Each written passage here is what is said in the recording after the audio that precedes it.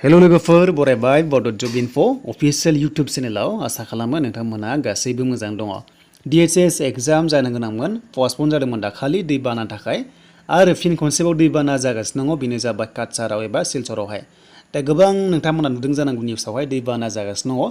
दा बेबायदि जाबाय थायोब्ला एग्जामा जागोन ना जाया नोंथांमोना कमेन्ट्स खालामनो हागोन आरो फाइनालि दैबाना जाबाय थाबा एग्जामा जानाय नङा आरो लोगोसे फिन खनसेबा पस्टपन जानायनि चान्सआ थागोन। स' बिदिब्ला ग्रेड 4 एग्जामा माब्ला जागौमोन जों बे नटिसखौ नायनोसै फैदो।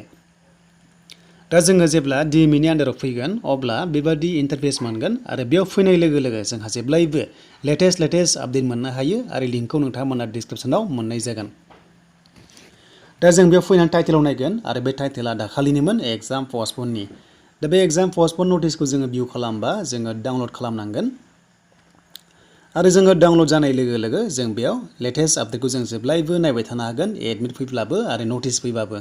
दा बिदिब्ला बे नटिसआ दाखालिनिमोन आरो पस्टपन खालामनानै जोंहा 3 जुलाइआव एग्जाम जानो गोनांमोन आरो दा टाइमा सेमानो दङ टाइमखौ नोंथांमोना बेयाव नुनो मोन्दों बेनिफ्राय जोंहा अफिसियेल दासिमबो लेटेस्ट आपडेट गैया।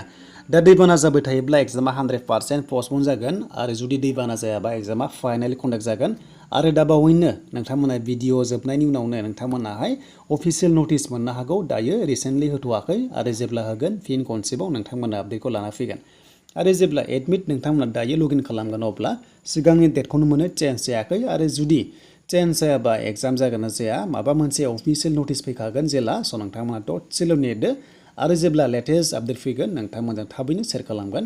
नाथाय जायखिजाया दायो जेबो आपडेट गैया एग्जामनिबो एडमिटनिबो अके स' नोंथांमोना गोबां कमेन्ट्स खालामदोंमोन दायो जेबो आपडेट गैया।